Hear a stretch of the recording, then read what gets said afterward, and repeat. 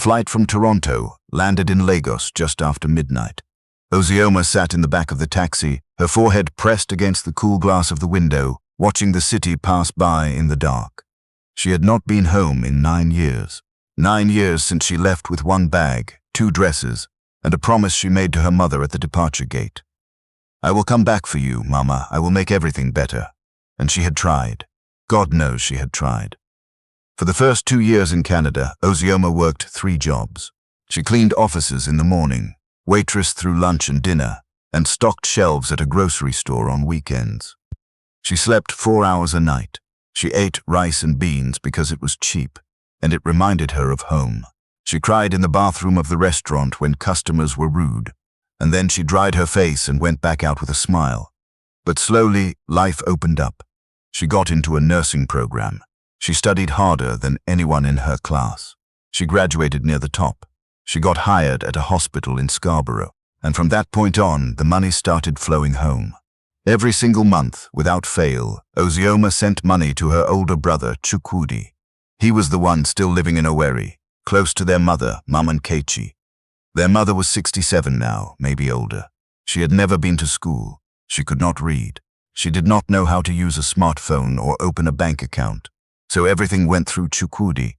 Every month, Ozioma would transfer the money, then call her brother, and every month he would say the same thing. "Don't worry, Ozi. Mama is fine. She is eating well. She sends her greetings." Sometimes Ozioma would ask to speak to their mother directly. Chukwudi always had a reason why she could not.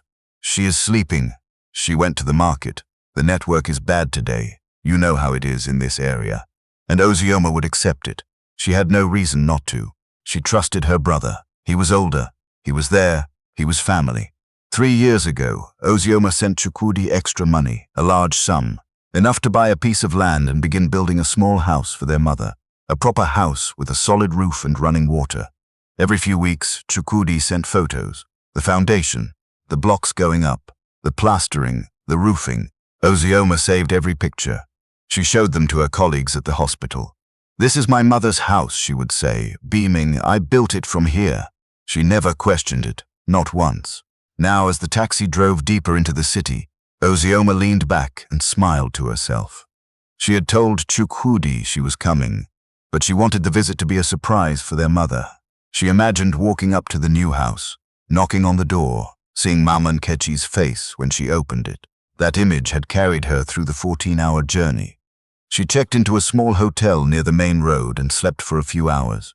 By 6 in the morning, she was already awake, dressed, and ready. She hired a car and driver. "Where to, madam?" the driver asked. Ozioma gave him the address of the land where the house was supposed to be. The car moved through early morning traffic. Ozioma watched the city wake up, vendors setting out their goods, children in uniforms walking to school, motorcycles weaving between cars. Everything was familiar and foreign at the same time. About 40 minutes into the drive, the car slowed down as they passed through a busy junction. Ozioma's eyes drifted across the scene outside her window. Hawkers, commuters, a woman frying a kara by the roadside. Then she saw something. An elderly woman sat on the ground near the edge of the road, leaning against a concrete wall. She wore a faded wrapper, stained and torn. Her feet were bare. In her lap was a small plastic bowl with a few coins in it. Her head was bowed low. Ozioma's chest tightened. She looked again. Something about the woman's posture, the way her shoulders curved inward, the shape of her hands. No. Ozioma sat up. Her heart began to pound. "Stop the car," she said. The driver glanced at her in the mirror. "Madam, stop now, please." He pulled over. Ozioma opened the door before the car had fully stopped. She stepped out into the noise of the road and began walking toward the woman, her legs unsteady beneath her. She got closer. 5 meters. 3, 2. Then the woman lifted her head and the world stopped. It was Mama Nkechi. Her face was thinner than Ozioma remembered. The skin around her eyes was dark and sunken. Her lips were dry and cracked. She looked like she had not eaten properly in months, maybe years. For a moment, neither of them moved. Then Mama Nkechi squinted. Her mouth opened slowly. "Ozi," she whispered. Ozioma dropped to her knees on the pavement. She did not care about the dust or the people staring. She reached out and held her mother's face with both hands. "Mama," she said. Her voice broke. "Mama." What happened to you? Mama Nkechi's eyes filled with tears. Her hands trembled as she touched Ozioma's arms, as if checking whether she was real. My daughter, she said. You came back. Ozioma could not speak. She pulled her mother close and held her. Right there on the side of the road, in front of strangers, she held her mother and cried. After a few minutes, she helped Mama Nkechi stand. It took effort. Her mother's legs were weak. Her body felt light, too light, like she had been slowly disappearing. Ozioma guided her to the car. The driver opened the door without a word. She helped her mother in and sat beside her. Take us to the nearest hospital, Ozioma said. The driver turned the car around. As they drove, Ozioma held her mother's hand. It was bony and rough. She looked at her mother's feet, swollen and dirty. She looked at her clothes. She looked at the plastic bowl still sitting on the seat between them with those few coins. A question burned through her mind like fire. If I have been sending money every month for years, then why is my mother sitting on the ground begging for food?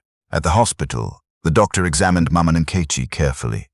Ozioma sat in the waiting area, her leg bouncing, her hands clasped together so tightly her knuckles turned white. After what felt like hours, the doctor came out. She is severely malnourished, he said. There are signs of long-term neglect. No acute illness, but her body is very weak. We need to keep her overnight for fluids and observation. Ozioma nodded. Please do whatever is necessary. After her mother was settled into a ward and had fallen asleep, Ozioma sat beside the bed, staring at the wall. Then she took out her phone and called Chukwudi. It rang 7 times, no answer mail. She sent a text message. I am in a worry. I found Mama on the street. Call me now. An hour passed. Nothing, she called again. This time the phone was switched off. Ozioma put the phone down on her lap and closed her eyes. The anger inside her was building slowly, pressing against her chest, but she held it in. Now was not the time. The next morning, Mama Nkechi woke up looking slightly better. The fluids had helped. Color was returning to her face. She managed to sit up in bed.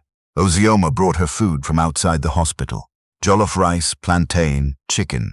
She watched her mother eat. Mama Nkechi ate slowly at first, then with more appetite, as if remembering what a full meal tasted like. When she finished, she looked up at her daughter with soft, tired eyes. My child, she said quietly. How did you manage to come home? Chukwudi told me you were struggling over there. He said things were very hard for you in Canada. Ozioma's hand froze mid-air. What? She said. Mama Nkechi nodded slowly. He said you lost your job, that you could barely feed yourself. That is why the money stopped coming. Ozioma stared at her. When did the money stop, Mama? Almost 4 years now, Mama Nkechi said quietly. After your brother got married and moved away with his wife, nothing came anymore. Ozioma felt the room tilt. 4 years. She had been sending money every single month for the past 4 years. She had not missed once. She had the bank records to prove it. Mama, she said slowly, I never stopped sending money. Not once. Mama Nkechi's face changed. Confusion, then something deeper. Something close to pain. My daughter, she said, nothing has reached me. They sat in silence. The truth sat between them, ugly and unavoidable. After a moment, Ozioma asked, Mama, the house I sent money for, did you ever see it? Mama Nkechi shook her head. What house, my child? Ozioma opened her phone and scrolled through her gallery. She showed her mother picture after picture, foundation, walls, roof, painted exterior, a finished house. Mama Nkechi stared at the screen. I have never seen this place, she said. Ozioma put the phone down. Her jaw was tight. Her hands were trembling, not from sadness now, but from something harder. Mama, I need you to tell me everything, from the beginning. Mama Nkechi sighed deeply. After Chukwudi married that woman, Perpetua, everything changed. At first, she was polite. She greeted me well. She helped around the house. But slowly, she began to separate your brother from me. She paused. She told him they needed their own space. They moved out. He stopped visiting. When I went to their new place to check on them, she told me he was not home, every time. After a while, they moved again and did not tell me where. Her voice trembled. I was alone, Tozy. I had no money, no phone, no way to reach you. I tried to sell groundnuts at the market, but my body could no longer take it. One day I collapsed. A neighbor helped me. After that, I had nothing left. Ozioma listened in silence, each word landing on her like a stone. I went to the roadside, Mama Nkechi continued. her voice barely above a whisper. I was not proud of it, but I had no choice. I needed to eat. Ozioma's eyes were red, but she did not cry. Not yet. She had something to do first. After Mama Nkechi was discharged later that afternoon, Ozioma drove her to a serviced apartment she had booked that morning. Clean sheets, a warm shower, a kitchen stocked with food. She helped her mother settle in. "Rest here, Mama," she said. "I will take care of everything." Then Ozioma got back in the car and gave the driver the address of the land. They drove for nearly an hour and a half. When they arrived, Ozioma stepped out and looked around. There was nothing. No house, no foundation, no blocks, nothing. Just an overgrown plot of land with tall weeds and a rusted for sale sign half buried in the dirt. She stood there for a long time. The photos Chukwudi had sent her, the progress updates, the pictures of a house slowly rising from the ground, all of it, every single image, fabricated. She took a slow breath, turned around and got back in the car. That night, from the hotel, she tried calling Chukwudi again. Still nothing. She tried his wife's number, which she had saved from years ago. It went straight to voicemail. She leaned back against the headboard and stared at the ceiling. Then she had an idea. Over the next few days, Ozioma did some research. She found out that Chukwudi's wife, Perpetua, had opened a boutique in town. She asked around carefully. She got the address. She found the name of the shop. And then she made a plan. She called Perpetua from a new number. "Good afternoon," Ozioma said, her voice calm and unfamiliar. "My name is Mrs. Adigwe. I am planning a large event, and I need outfits for over 40 women. Someone recommended your shop." Perpetua's voice lit up instantly. 40 women? "Yes, madam. We can handle that. When would you like to come in and see our collection?" "I would prefer to meet first," Ozioma said. "Perhaps at a quiet place? I will bring samples of the fabrics I want and we can discuss pricing." Perpetua agreed eagerly. They set a time and a place. A restaurant on the outskirts of town, quiet and air-conditioned. The next evening, Perpetua walked in. She was well-dressed. Gold earrings, new phone in her hand, freshly done hair.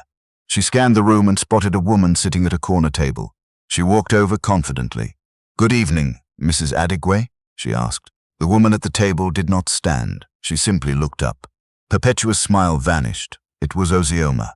For a few seconds, neither of them spoke. Perpetua's hand gripped the back of the chair. "Sit down," Ozioma said quietly. Perpetua hesitated, then slowly lowered herself into the chair. Her confidence had evaporated. Her eyes darted toward the exit. "Where is my brother?"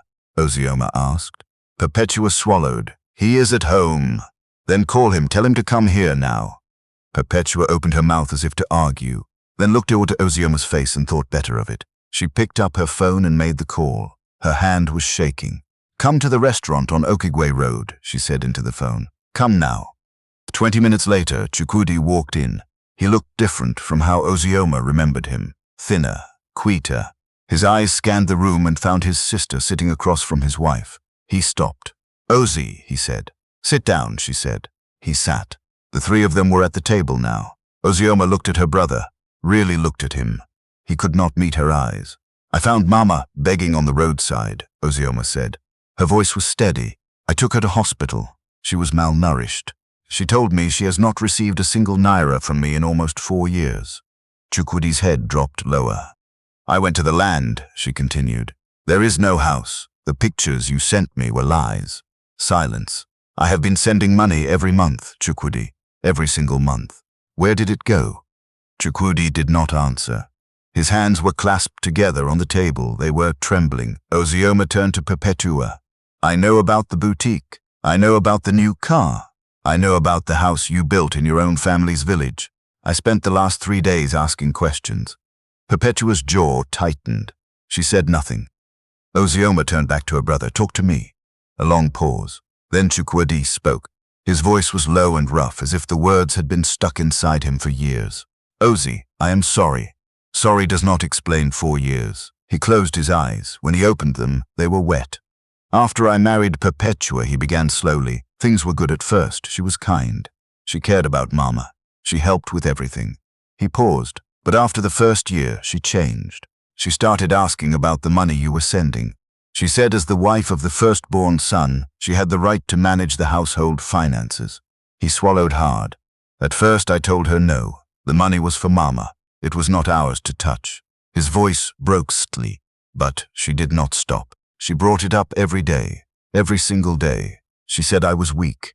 She said I was letting my sister control me from abroad. She said a real man would take charge of his own house. Perpetua shifted in her chair but did not speak. Chukwudi continued. Then she started with the threats. She said if I did not hand over control, she would leave and take the children. She said she would tell everyone I was not a real man, that I could not provide for my own family. His hands tightened into fists. I gave in. I told myself it would be temporary, that she would see reason. He shook his head. But once she had access, she never gave it back. She took over my phone. She changed the passwords on my banking app. She intercepted every transfer you sent. She told me what to say when you called. He looked at Ozioma now, and the pain in his eyes was real. She moved us away from Mama so no one would know. She made me cut contact with everyone. If I tried to argue, she would go silent for days. She would take the children and lock herself in the bedroom. She told them I was a bad father. Tears fell down his face. He did not wipe them. I knew what was happening to Mama was wrong, he said.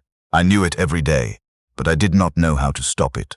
I felt trapped. I was ashamed. His voice dropped to a whisper. I could not face you. That is why I stopped answering your calls. Not because I did not care, because I could not stand to hear your voice and lie to you one more time. The restaurant was quiet. Only the hum of the air conditioning and the distant sound of traffic outside. Ozioma looked at her brother. Her anger had not disappeared, but it had shifted.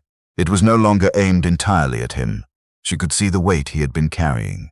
The shame, the silence, the slow erosion of a man who had been worn down until he could not fight anymore. She turned to Perpetua. You sat across from me just now and said nothing, Ozioma said. You watched my mother starve. You stole money that was meant to keep her alive. You built a business with funds that should have fed an elderly woman, and you kept my brother silent through fear.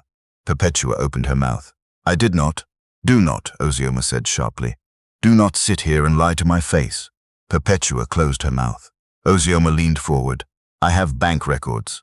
I have transfer receipts. I have the photos Chukwudi sent me of a house that does not exist. And I have the testimony of a 70-year-old woman who was left on the street because of your greed. She stood up. You will hear from the authorities. She looked at Chukwudi. And you allowed this. You had a choice, and you chose silence.